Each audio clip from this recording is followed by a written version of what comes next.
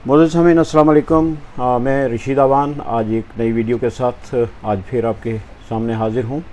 मुझे उम्मीद है कि आप सब खैरियत से होंगे। और आज मेरे मेहमान हैं एक सहाफ़त की दुनिया में एक बड़ा नाम, जिनको आप शायद जानते तो हैं ही, जनाब काज़मी साहब आज मेरे मेहमान हैं।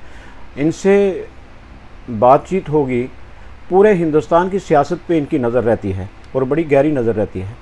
और जम्मू कश्मीर तो खैर बिल्कुल इनकी नज़र में ही रहता है। तो आज जो हालात, सियासी हालात जम्मू कश्मीर के अंदर बन रहे हैं, उनके हवाले से बात होगी जनाब सोहेल काज़मी साहब के साथ। जनाब काज़मी साहब, आपका स्वागत है। Thank you very much sir Rashid साहब, थैंक यू।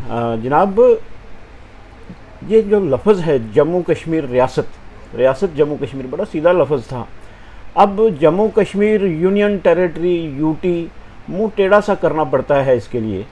तो ये कब तक करना पड़ेगा और क्या अंदाज़ा है आपका? देखिए सर रशीद साहब, ऑनरेबल होम मिनिस्टर ने फ्लोर ऑफ द पार्लियामेंट में कहा कि जब भी कंड्यूसिव एटमॉस्फेयर बनेगा जम्मू कश्मीर के लोगों को स्टेटहुड दी जाएगी और इलेक्शंस भी होंगी असेंबली की, जो बड़ी लॉन्ग पेंडिंग डिमांड है जम्मू कश्मीर के लोगों की। और 2014 में लास्ट इलेक्शन हुई थी, 2024 हो चुका है और बीच में डिलिमिटेशन कमीशन भी यहाँ हुई और 2 फाइनल ड्राफ्ट्स उसके पब्लिक डोमेन में डाले गए। अच्छा। और अब क्योंकि इलेक्शन कमीशन ऑफ इंडिया की पार्लियामेंट इलेक्शन के बाद पूरी टीम ने थोड़े दिन पहले ही रिव्यू किया है कि यहाँ इलेक्शंस जो हैं किसी वक्त भी अनाउंस हो सकती है और 20 अगस्त को उन्होंने कहा कि शायद इलेक्शंस की डेट्स जो हैं वो अनाउंस होंगी। अच्छा। हालात तो आपको पता है कि पिछले 5-6 महीने से जम्मू प्रोविंस में कुछ ख़राब होते जा रहे हैं। जी। और पाकिस्तान की जो इन्फिल्ट्रेशन की बिट्स हैं वो भी आपने देखी कि वक्तन पे वक्तन, आज भी डोडा में हमारा एक कैप्टन शहीद कर दिया और उसको 9 पीसेस में काट के फेंक दिया। तो हालात भी आपके सामने हैं, लेकिन इलेक्शन कमीशन और गवर्नमेंट ऑफ इंडिया की मंशा है कि जम्मू कश्मीर के लोगों की जो ख्वाहिश है इलेक्शंस की, उसकी शुरुआत की जाए और उसका बिगुल जो है सारी पॉलिटिकल पार्टीज़ ने बजा दिया है। और मुझे जहाँ तक आप कह रहे हैं स्टेटहुड का ताल्लुक है, अब असेंबली इलेक्शन के पहले मिलती है या बाद में मिलती है, ये आने वाला वक्त बताएगा। लेकिन फाइनली मुझे लगता है ऑनरेबल प्राइम मिनिस्टर और होम मिनिस्टर ने कहा है स्टेटहुड रिस्टोर होगी, तो मुझे लगता है पक्का होगी। मुझे लगता है कि एक आध पार्टी को छोड़कर बाकी तमाम पार्टियां इस इशू को लेकर बिल्कुल खड़ी हैं कि हमें इलेक्शन से पहले स्टेटहुड मिलनी चाहिए। तो लोगों की मर्ज़ी और लोगों की उमंगों का एहतराम करते हुए आपको लगता है कि अगर इनकी डिमांड है, यानी कि 75% पीपल जो हैं, लोग जो हैं, उनकी ख्वाहिश है कि ये इलेक्शन से पहले हमें मिल जानी चाहिए। बहुत अच्छी बात है अगर लोगों की विल को मरकज़ की सरकार समझती है और यहाँ इलेक्शंस होनी चाहिए, ये मानते हैं इलेक्शन से पहले स्टेटहुड मिलनी चाहिए, तो मुझे लगता है इसका रिव्यू जो है मरकज़ को देखना चाहिए और यहाँ इलेक्शंस से पहले स्टेटहुड रिस्टोर करनी चाहिए।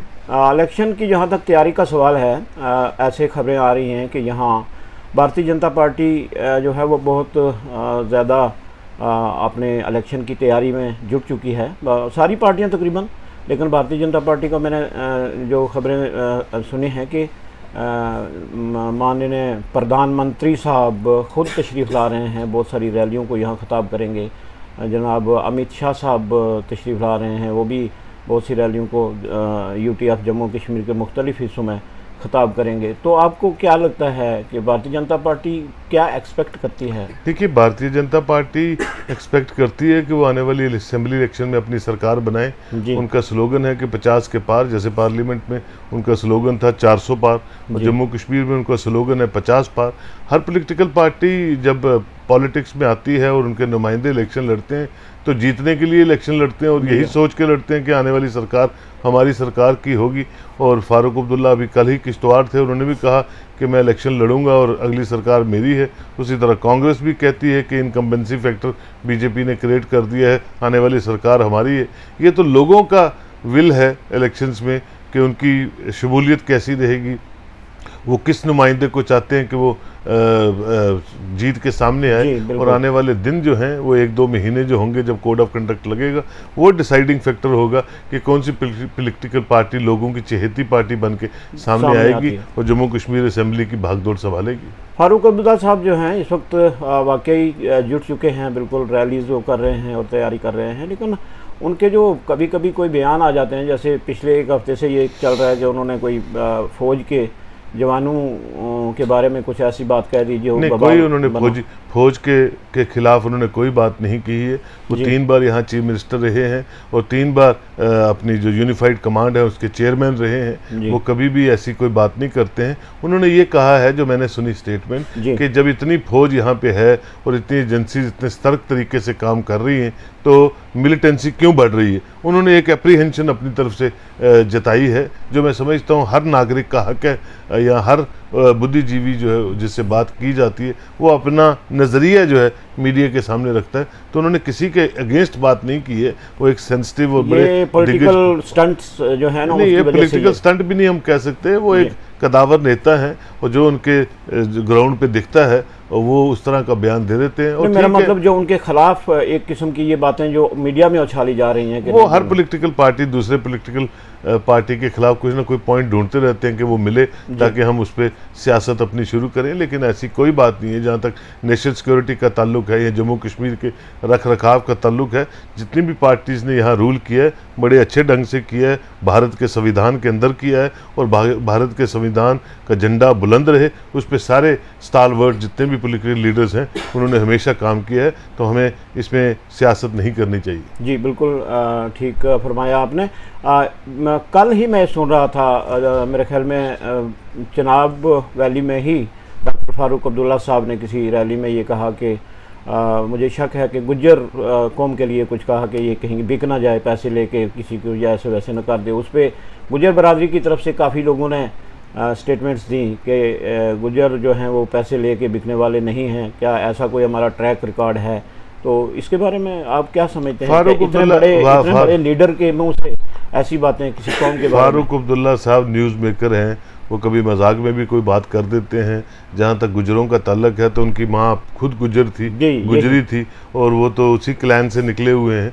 तो फारूक अब्दुल्ला साहब मीडिया हाइप लेते हैं क्योंकि उनकी स्टेटमेंट्स कभी इररिलेवेंट होती हैं, कभी रेलिवेंट होती हैं। कुछ लोग सीरियसली लेते हैं, कुछ लोग सीरियसली लेते हैं। Basically is a news maker, और मुझे लगता है he is a less a politician than an actor, he is a actor. तो उसको हमने बड़ी अच्छी तरह से, मैं तो 35 साल से देख रहा हूँ अपने पॉलिटिकल कैरियर में कि फारूक साहब ऑलवेज जो भी बोल देते हैं तो वो न्यूज़ बन जाती है पूरी दुनिया में। हालांकि जिस कौम के बारे में उन्होंने बात की, जिस बरादरी के बारे में बात की, मैं कहता हूँ कि वहाँ अगर देखा जाए 30-35% तो उनकी पार्टी में ये बरादरी जो है, मियाँ अल्ताफ़ साहब की सूरत में एक बहुत बड़े लीडर हैं, जनाब जावेद राना साहब की सूरत में अगर देखेंगे इतने बड़े पुराने आदमी हैं। अब हाल ही में चौधरी मोहम्मद अकरम नेशनल कॉन्फ्रेंस में आए हैं, वो भी एक बहुत बड़े कदावर लीडर हैं और एक अच्छा वोट बैंक है उनका। तो वो इस बरादरी के बारे में वो कैसे ये सोच सकते हैं? मैं खुद नहीं, वो तो देखिए उन्होंने पुंछ पार्लियामेंट्री कॉन्स्टिट्यूंसी में कंगन से हमारे मियाँ अल्ताफ़ साहब को कैंडिडेट बनाया और वो जीत के आज पार्लियामेंट में नेशनल कॉन्फ्रेंस की जो है वो रहनुमाई कर रहे हैं। मैं नहीं समझता हूँ कि फारूक साहब जो है कभी भी ऐसी कोई इल विल रखते हैं किसी भी कम्युनिटी के खिलाफ। वो सबका साथ, सबका जो उठान है उस पर बात करते हैं, और वो बड़े लॉन्गेस्ट और टर्म पे यहाँ रूल कर चुके हैं जम्मू कश्मीर में, और बड़े कदावर नेता हैं पूरे भारतवर्ष के। जी बिल्कुल। और जो आने वाला वक्त है, अभी तो हम रियासत नहीं कह सकते UT of Jammu and Kashmir को, तो इसमें क्या लगता है नेशनल कॉन्फ्रेंस और कांग्रेस का अलायंस रहेगा? अगर रहेगा तो इनका हाल क्या होगा, कितने कामयाब रहेंगे? देखिए सर, बड़ा अच्छा सवाल है। सियासत में ना कोई दुश्मन होता है ना कोई दोस्त होता है, नंबर्स की गेम होती है। और ये तो असेंबली इलेक्शंस के रिजल्ट्स आपको बताएंगे कि किसका नंबर कहाँ आता है, और जो उस नंबर के आधार पे जिसके साथ अलायंस बनता होगा तो ये सारी पॉलिटिकल पार्टीज उस वक्त रिश्तेदार बन जाती हैं। और उस वक्त पार्टी, और कोई ऐसी पार्टी नहीं है जो बीजेपी के साथ जिसने सरकार नहीं बनाई है।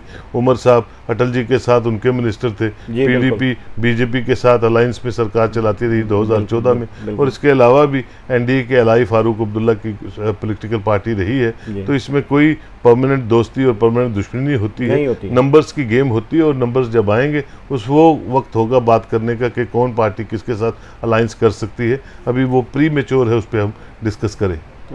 एक बार मैंने किसी चैनल पे कोई आदमी ऐसे गेस कर रहा था कि आने वाला वक्त कैसा होगा, तो वो कांग्रेस और नेशनल कॉन्फ्रेंस को 49 से 52 तक पहुंचाता है, और भारतीय जनता पार्टी अपने वही पुराने 25 तक उनको पहुंचाता है। इसमें आपका क्या ख्याल?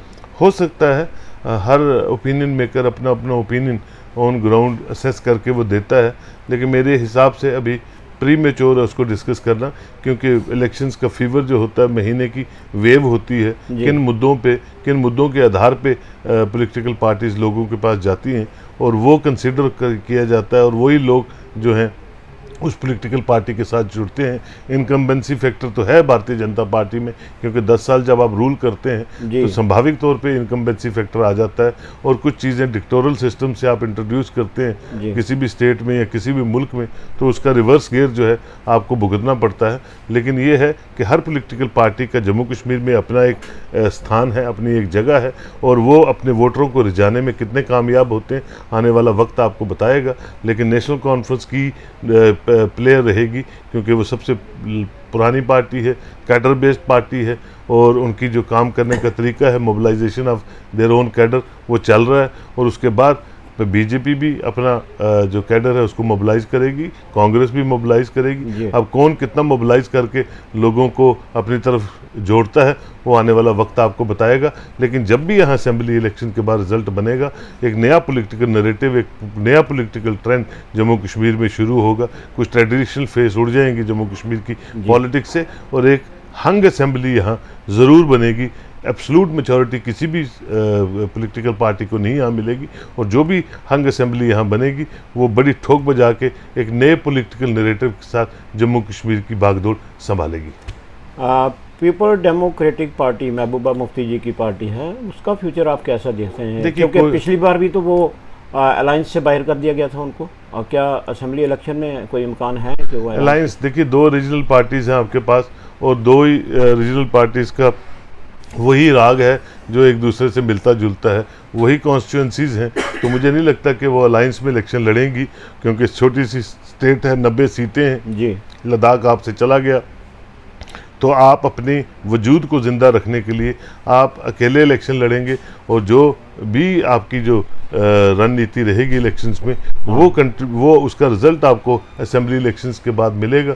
और ये कहना कि कोई पॉलिटिकल पार्टी मर जाएगी या कोई ज़िंदा हो जाएगी, जो पॉलिटिकल पार्टी को बनने में 10-20 साल लगते हैं वो इतनी जल्दी लोगों को दिलों से नहीं उतरती हैं, उनका अपना रोड मैप रहता है। अब वो कितनी सीटें लेते हैं ये आपको रिजल्ट के बाद पता चलेगा। लेकिन पीडीपी का अपना जो रख रखाव है, महबूबा जी उस पर काम करती हैं, तो ये इलेक्शंस में जितनी पॉलिटिकल पार्टीज पार्टिसिपेट करें, और जो जज्बा लोगों का इस वक्त है पार्टिसिपेशन का असेंबली इलेक्शंस में, वो बड़ा रिमार्केबल है, जो एक नया ट्रेंड लेके जम्मू कश्मीर में पार्लियामेंट इलेक्शन में भी और अब असेंबली इलेक्शन में भी उससे बढ़ेगा, और वो ट्रेंड सेट करेगा आने वाली सियासत का जम्मू कश्मीर में। जी, हाल ही में जो इलेक्शन कमीशन ऑफ इंडिया ने एक प्रेस कॉन्फ्रेंस जम्मू में की थी वो मैंने सुनी थी, और उसमें एक बड़ी हौसला अफजा बात इलेक्शन कमीशन ऑफ इंडिया ने यहाँ अनाउंस की कि हम किसी के रहमो करम पे नहीं हैं, कि कहीं पाकिस्तान की तरफ से थोड़ी सी शरारत हो जाती है तो हम अपने इलेक्शन या बाकी सिस्टम जो है वो तब्दील कर देंगे, हमारे इरादे पक्के हैं, हम इलेक्शन जो है हर हालत में करा देंगे। ये जो मिलिटेंसी के हमले और ये जो रुकावटें पेश करने की कोशिश की जा रही है बाहर से, तो ये हमारे ऊपर असरअंदाज नहीं होंगे। लेकिन उसके बाद फिर 1-2 हमले हुए, जैसे हाल ही में आपने बताया कि डोडा में हुआ या कश्मीर में एक आध जगह हुआ। क्या लगता है कि जो उन्होंने वादा किया है उसके मुताबिक इलेक्शन डिसाइड हो जाएगा, डिक्लेयर हो जाएगा, या कुछ? Security is a bigger concern in any conflict zone, लेकिन जम्मू कश्मीर क्योंकि सबसे लार्जर टाइम पे कन्फ्लिक्ट जोन रहा है, तो लेकिन गवर्नमेंट ऑफ इंडिया का मरकज़ का हमेशा इंडिवर रहता है कि जम्मू कश्मीर के लोग जो हैं उनकी रिहेबिलिटेशन पे आए। और 96 में हमने देखा था SKICC से लेके एयरपोर्ट तक एक इंसान भी सड़क पे नहीं चलता था, लेकिन इलेक्शन कमीशन ऑफ इंडिया ने तब भी करवाई थी और बिल्कुल फुल प्रूफ सिक्योरिटी को मद्देनज़र रखते हुए फुल प्रूफ तरीके से इलेक्शंस हुई और 2/3 मेजॉरिटी की सरकार उसके नेशनल कॉन्फ्रेंस की यहाँ बनी और अच्छी तरह अपना 5 साल हैं 6 साल हैं पूरे कंप्लीट किए। तो मुझे लगता है गवर्नमेंट ऑफ इंडिया जो है वो नए मैकेनिज्म से लोगों के रेस्क्यू पे आएगी और अच्छे ढंग से, जैसे इलेक्शन कमीशन ऑफ इंडिया ने कहा कि अच्छे ढंग से फुल प्रूफ तरीके से सिक्योरिटी कंसर्न्स को मद्देनज़र रखते हुए आज भी डिफेंस मिनिस्टर की जो मीटिंग थी वो chief of the army staff और MHA के लोगों के साथ थी। उसी तरह कुछ दिन पहले अमित शाह साहब की मीटिंग हुई है। तो जम्मू कश्मीर के लिए हर प्राइम मिनिस्टर, हर होम मिनिस्टर बड़ा सीरियसली उसको रिव्यू करता है कि छोटा सा भी अनटूवर्ड इंसिडेंट जम्मू कश्मीर में ना हो और कोई भी human right violation Jammu Kashmir में ना हो, क्योंकि जम्मू कश्मीर हिंदुस्तान का ताज था, है और रहेगा। और जम्मू कश्मीर के लोग सरप्रिय हैं हिंदुस्तान के लिए और मरकज़ की सरकार के लिए। तो फुल प्रूफ तरीके से लोगों की एस्पायरेशन को देखते हुए इलेक्शन जो है उसको पूरे अच्छे फुल प्रूफ तरीके से करवाने की जिम्मेवारी इलेक्शन कमीशन ऑफ इंडिया की है, यहाँ के LG लेड एडमिनिस्ट्रेशन की है। और इंशाल्लाह मुझे पूरी उम्मीद है, जैसे पार्लियामेंट की इलेक्शन में आपने देखा एक नया चैप्टर आपने इंट्रोड्यूस किया, अब आने वाले दिनों में असेंबली इलेक्शंस में भी जब भी होंगी एक नया ट्रेंड आपको मिलेगा जिसमें सारी जो क्रेडिट है वो लोगों को जाएगा और पूरा क्रेडिट गवर्नमेंट ऑफ इंडिया को जाएगा। हाँ बिल्कुल। और इसके साथ अगर देखा जाए तो एक और हौसला वाली बात हमारे लिए ये है कि हमने एक लंबी यात्रा जो है कामयाबी के साथ उसको हम अंजाम देने जा रहे हैं। ये हुकूमत की बहुत बड़ी कामयाबी है। हम बुलेट से बैलेट की तरफ इतना बढ़ चुके हैं कि पूरी दुनिया की नज़रें जो हैं वो जम्मू कश्मीर के लोगों की तरफ है, जम्मू कश्मीर के लोगों की वेलफेयर की तरफ है, जम्मू कश्मीर की प्रोग्रेस, प्रॉस्पेरिटी और डेवलपमेंट की तरफ है। और मुझे लगता है भगवान अल्लाह वाहेगुरु जो है जम्मू कश्मीर के लोगों के साथ है। आने वाले दिन जो है वो साजगार और प्रॉस्पेरिटी की तरफ जम्मू कश्मीर के लोगों को ले जाएंगे। एक जो जम्मू कश्मीर के तमाम पार्टियों की एक डिमांड है कि होम मिनिस्टर ऑफ इंडिया ने एक ऑर्डर किया जिसके तहत कुछ यहाँ के अगर हुकूमत बन भी जाती है, चीफ मिनिस्टर बन जाता है तो उसके पावर्स को रिड्यूस किया गया है।